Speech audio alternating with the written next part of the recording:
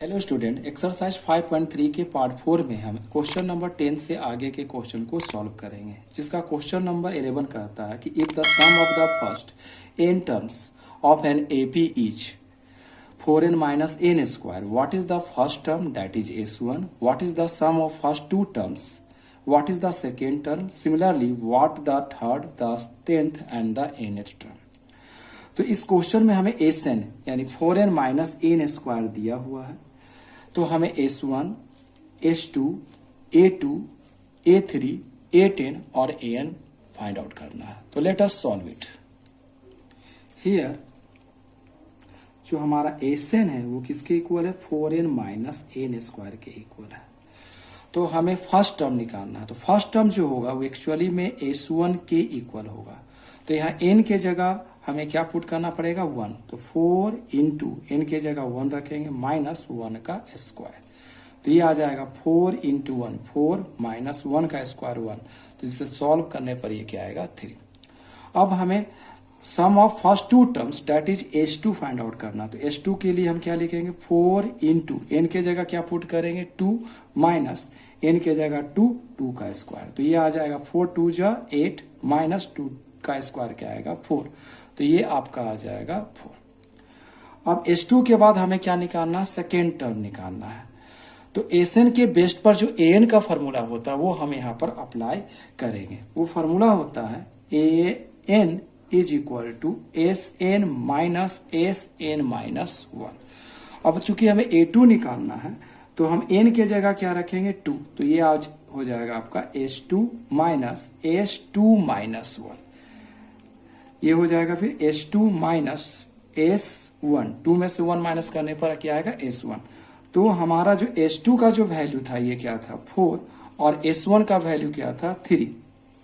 तो ये 4 में से 3 माइनस करने पर हम क्या प्राप्त करेंगे? 1 प्राप्त करें। तो ये A2 जो हो जाएगा हमारा 1 के इक्वल हो।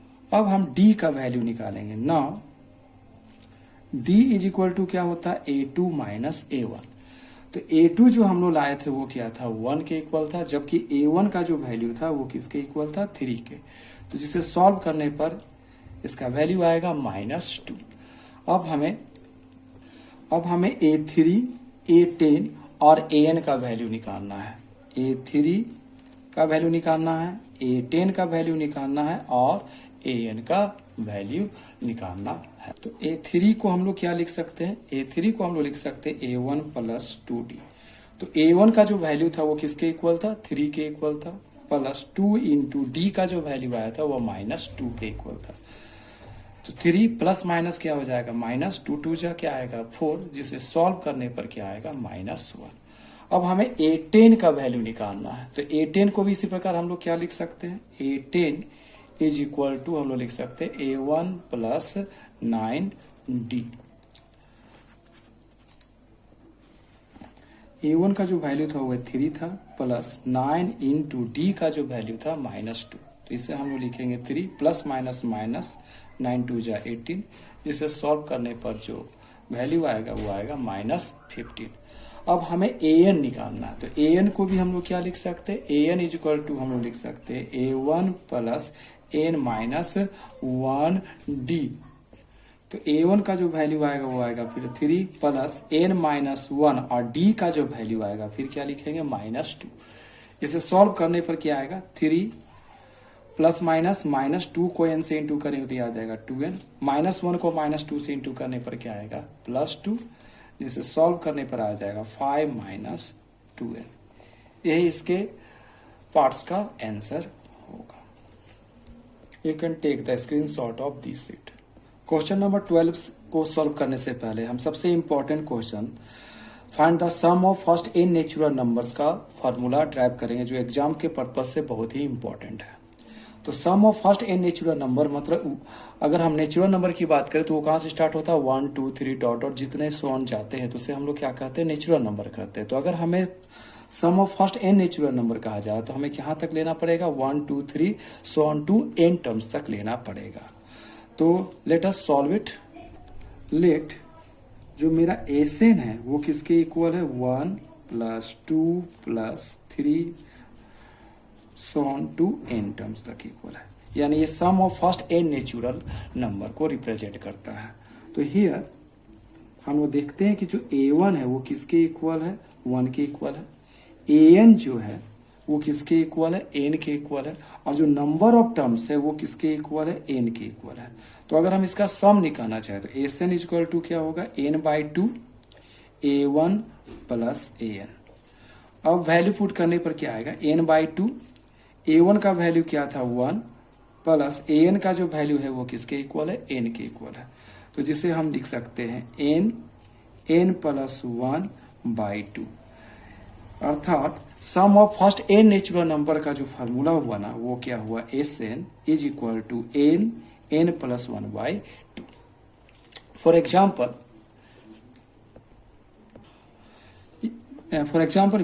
we have to find sum of first 20 natural number, then s को हम लोग क्या लिखना पड़ेगा, 1 प्लस 2 प्लस 3 अप टू 20 तक या 20 टर्म्स तक लिख सकते हैं। तो यहाँ Sn का जो फार्मूला हम लोग निकाले थे वो क्या था, n plus 1/2 sum of first n natural number. तो n का वैल्यू यहाँ हम लोग क्या रखेंगे, 20। तो इसे हम लिख सकते हैं 20 इंटू 20 प्लस 1 डिवाइडेड बाई 2, जिससे ये आ जाएगा 20 इंटू 21/2। 20 10 टाइम्स में 2 से कट हो जाएगा, तो ये आ जाएगा आपका 210। तो इसी प्रकार हम सभी क्वेश्चन को जहां जरूरत पड़ेगा इसका उपयोग हम कर सकते हैं। You can also take the screenshot of this sheet. Question number 12 कहता है कि find the sum of first 40 positive integers divisible by 6। तो आइए हम इसे सॉल्व करते हैं। Sum of first 40 positive integers divisible by 6 are क्या होगा, 6 plus 12 plus 18 plus dot dot 2 up to हमको कितना टर्म जाना पड़ेगा, 40 टर्म्स तक जाना होगा। 6 का अगर हम टेबल पढ़ लेते हैं 40 टाइम्स तक, तो वही क्या हो जाएगा, नंबर्स जे डेट इज डिविजिबल बाय 6 होगा। तो हम इसे क्या लिख सकते हैं, मान लेते हैं इसको हम s से रिप्रेजेंट करते हैं। तो इसमें कॉमन क्या आ रहा है, 6 कॉमन आएगा। तो अगर हम 6 कॉमन ले लें तो इसे क्या लिख सकते हैं, 1 प्लस 2 प्लस 3 अप टू क्या आएगा, 40 टर्म्स तक होगा। अब चूंकि हम लोग पढ़े थे कि sum of first n natural number का फॉर्मूला क्या होता है,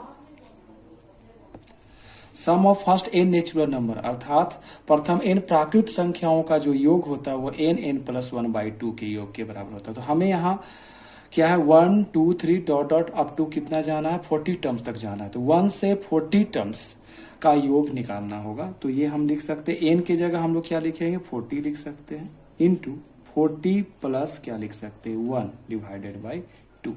2 का टेबल में 6 जो कैंसिल होगा वो 3 टाइम्स में हो जाएगा। तो ये आ जाएगा 3 इंटू 40 इंटू क्या होगा, 41, जिससे मल्टीप्लाई करने पर ही आएगा 4920 यानी 4920। You can also take the screenshot of this sheets. इसी प्रकार आप क्वेश्चन 13 को आप स्वयं सॉल्व कर सकते हैं। इसका क्वेश्चन नंबर 14 कहता है कि find the sum of the odd numbers between 0 and 50, यानी 0 से लेकर 50 तक के सभी ऑड नंबर का सम निकालना है। चलिए इसे सॉल्व करते हैं। Odd numbers between 0 and 50 are क्या होगा, 1 3 5 अप टू 49 टर्म्स तक होगा।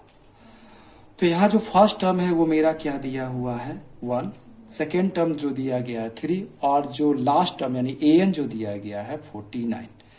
तो हम लोग लिखेंगे a1 is equal to 1, a2 is equal to 3, an is equal to 49। तो हम निकालेंगे d का वैल्यू। तो d इज इक्वल टू क्या होगा, a2 माइनस a1। तो a2 यानी 3 माइनस 1 इज इक्वल टू क्या आएगा, 2। चूंकि इस क्वेश्चन में हमें n मालूम नहीं है तो हम an का फॉर्मूला अप्लाई कर n का वैल्यू फाइंड करेंगे। तो an का वैल्यू कितना दिया हुआ है, 49। तो an को हम क्या लिख सकते हैं, a1 plus n minus 1d लिख सकते हैं इज इक्वल टू 49। a1 का जो वैल्यू आया वो आया 1 प्लस n माइनस 1, d का जो वैल्यू था 2 इज इक्वल टू 49। अब इसे सॉल्व करते हैं तो 1 plus 2n minus 2 is equal to 49। अब इसे सॉल्व करने पर आएगा 2n minus 1 is equal to 49। अब इसे और क्या लिख सकते हैं हम लोग, 2n is equal to 49 plus 1। तो n का जो वैल्यू आएगा हमारा 50/2, जो आपका 25 बार में कैंसिल हो जाएगा। इस प्रकार जो n का जो वैल्यू आया ये आया मेरा 25।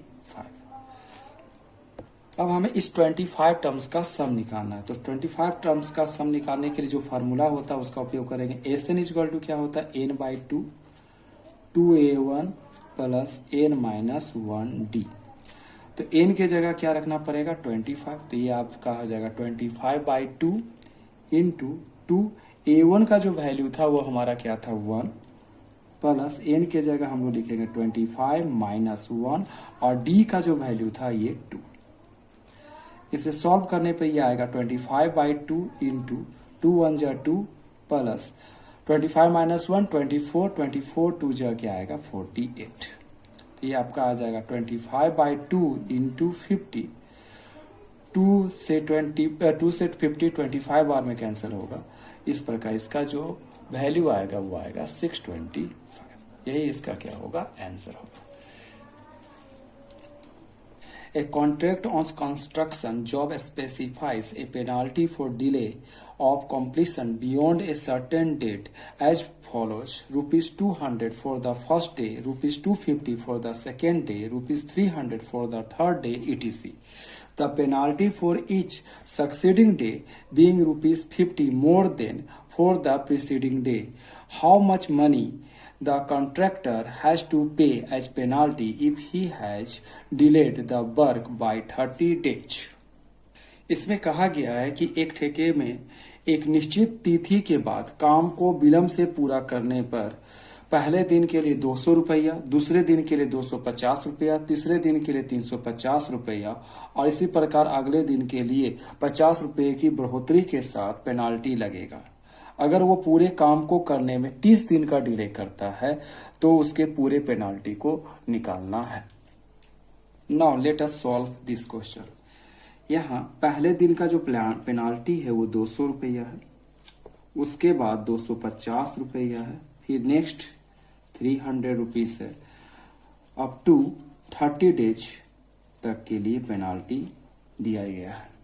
तो हियर A1 जो है मेरा 200 है, A2 जो है वो आपका 250 है और N जो है 30 डेज यानी 30 है। तो D का जो वैल्यू आएगा A2 माइनस A1 से निकलेगा, तो ये आ जाएगा 250 माइनस 200, इसका वैल्यू आएगा 50। अब Sn का फॉर्मूला अप्लाई करेंगे तो Sn इज इक्वल टू होता है n/2 into 2A1 plus n minus 1d। n के जगह कितना पुट करना पड़ेगा 30, n के जगह 30/2 इंटू 2 A1 जो था मेरा 200 था प्लस n के जगह 30 माइनस 1 d के जगह 50। अब इसे सॉल्व करते हैं। 2 के टेबल में 30 15 टाइम्स में आएगा, तो 15 इंटू 2 को 200 से इंटू करने पर ही आएगा आपका 400 प्लस 30 में से 1 जाने पर 29 को 50 से इंटू करेंगे तो ये होगा 1450। अब ये आ जाएगा 15 इंटू 400 को 1450 से ऐड करेंगे तो ये आ जाएगा 1850, जिसको मल्टीप्लाई करने पर ये आ जाएगा 27,750। यही रुपया इसका क्या होगा, पेनाल्टी होगा। नंबर क्वेश्चन कहता है sum of rupees 700 is to be use to give 7 cash prizes to students of a school for their overall academic performance. If each prize is rupees 20 less than its preceding prize, find the value of each of the prizes. अर्थात यदि किसी शैक्षिक प्रदर्शन के लिए 7 नगद पुरस्कार देने के लिए 700 की राशि, माफ कीजिएगा 700 की राशि रखी गई है, जिसमें से प्रत्येक पुरस्कार ठीक पहले वाले पुरस्कार से कितना कम है, 20 रुपया कम है, तो हमें प्रत्येक पुरस्कार का मान ज्ञात करना है। Late us solve it. इस क्वेश्चन में पूरे पुरस्कार की जो राशि है वो कितने के बराबर है, 700 रुपए के बराबर, इसलिए हम एसएन जो होगा वो हमारा 700 के इक्वल होगा। और प्रत्येक पुरस्कार जो है वो 20 रुपया कम है, इसलिए डी का जो वैल्यू आएगा वो क्या आएगा, -20। 20 रुपया कम है इसलिए -20 लेकर चलेंगे। और पुरस्कार कितना है, 7, इसलिए एन इक्वल टू क्या होगा, 7। अब हम एस एन का फॉर्मूला अप्लाई करेंगे, तो एस एन इक्वल टू क्या होता है, n/2 2a1 प्लस n-1d। अब वैल्यू पुट करने पर क्या होगा, एस एन के जगह हम लोग लिखेंगे 700 इज इक्वल टू एन के जगह हम लोग क्या लिखेंगे, 7/2 इंटू 2, a1 के जगह तो a1 ही रहेगा प्लस एन के जगह 7 -1 और डी का जो वैल्यू था वो आया -20। ये 7 से 700 कैंसिल हो जाएगा 100 टाइम्स में, तो ये आपका आ जाएगा 100 is equal to 1/2 into 2a1 plus 6 को -20 से इंटू करेंगे तो ये आ जाएगा -120। अब ये आपका क्या आ जाएगा, 100 इज इक्वल टू 1/2, ये आ जाएगा 2a1 प्लस माइनस -120। इसे हम लिखेंगे 100 इज इक्वल टू 1/2। इससे हमारा 2 कॉमन आ सकता है, तो 2 कॉमन लेने पर यहाँ a1 माइनस क्या बचेगा, 60। 2 कैंसल, तो ये हो गया हमारा a1 माइनस 60 जो है वो किसके इक्वल है, हमारा 100 के इक्वल होगा। तो इससे a1 का जो वैल्यू आएगा वो हमारा आएगा 100 प्लस क्या आएगा, 60 इज इक्वल टू 160। अब चूंकि हमारा जो 7 पुरस्कार है उसमें से प्रत्येक पुरस्कार जो दूसरा पुरस्कार है वो उससे 20 कम है, इसलिए जो 7 पुरस्कार है उसे हम लोग क्या लिख सकते हैं, therefore values of prices are in rupees, क्या हो जाएगा मेरा, ₹160 तो पहला पुरस्कार था। दूसरा जो पुरस्कार होगा वो क्या होगा, 20 कम यानी 140, फिर उसके बाद क्या होगा 120, फिर उसके बाद क्या होगा 100, फिर 80, फिर क्या होगा 60, और जो लास्ट में जो होगा वो क्या होगा 40। तो इस प्रकार ये पुरस्कार की राशि सभी विद्यार्थियों में बांटी जाएगी। You can take the screenshot of this sheet. इसके क्वेश्चन नंबर 17 में कहा गया कि in a school students thought of planting trees in and around the school to reduce air pollution. It was decided that the number of trees that each section of each class will plant will be the same as the class in which they are studying. Example के रूप में है, a section of class 1 will plant 1 tree, a section of class 2 will plant 2 trees, and so on till class 12. There are 3 sections in each class. How many trees will be planted by the student. इस question में कहा गया है कि एक school में 1 से लेकर 12 तक क्लास चलता है, जिसमें 3 सेक्शन है और जितने क्लास है उतना ही ट्री हमको क्या करना, प्लांट करना। तो जिस प्रकार पहला क्लास जो होगा 1 ट्री प्लांट करेगा, दूसरा क्लास 2 ट्री प्लांट करेगा, तीसरा क्लास 3 ट्री प्लांट करेगा, उसी प्रकार जो 12th क्लास है वो क्या करेगा, 12 ट्री प्लांट करेगा। तो हमें वो तीनों सेक्शन द्वारा कितना ट्री प्लांट किया गया उसे फाइंड आउट करना है। Late us solve it. ये क्वेश्चन बहुत ही इजी है, इसे हम कैसे सॉल्व करेंगे देखिए। फॉर द फर्स्ट सेक्शन यानी पहले सेक्शन के लिए हम लोग लेते हैं, तो अगर हम इसे एस माने तो पहला सेक्शन में 1 क्लास 1 ट्री प्लांट करेगा, 2 क्लास 2 ट्री प्लांट करेगा, 3 क्लास 3 ट्री प्लांट करेगा, एंड सो ऑन जाते जाते 12 क्लास 12 ट्री क्या करेगा, प्लांट करेगा।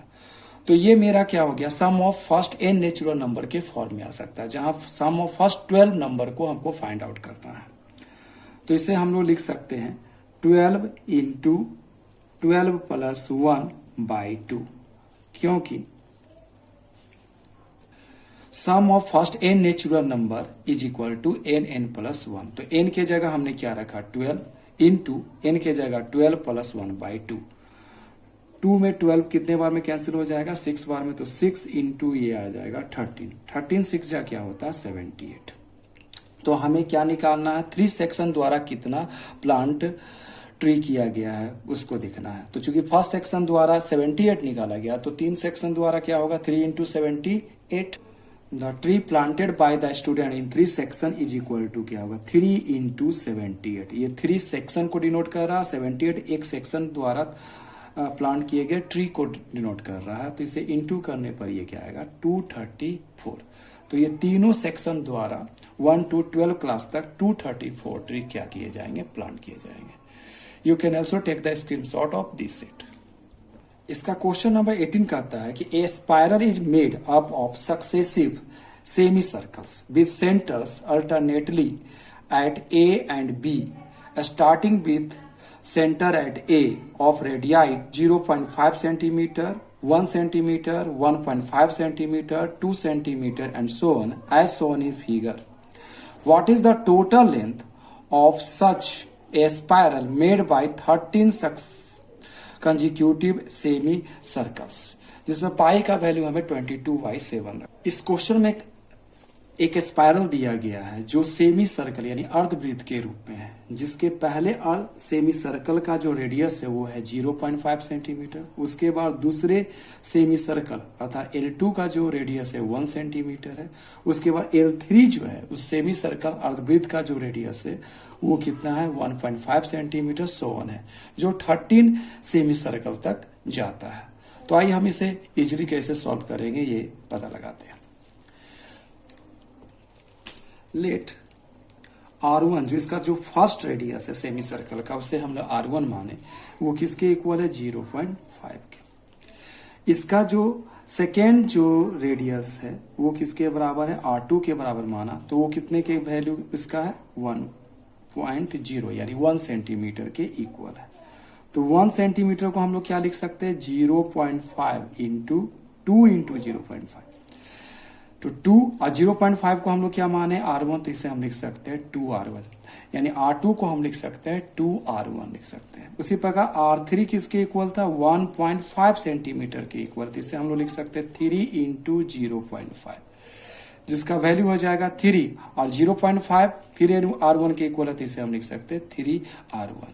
तो R1 मेरा 0.5, R2 2R1 के इक्वल हुआ, R3 3R1 के इक्वल हुआ। इसी प्रकार हम लोग सोन बढ़े तो R13 जो होगा वो किसके इक्वल होगा 13R1 के इक्वल होगा।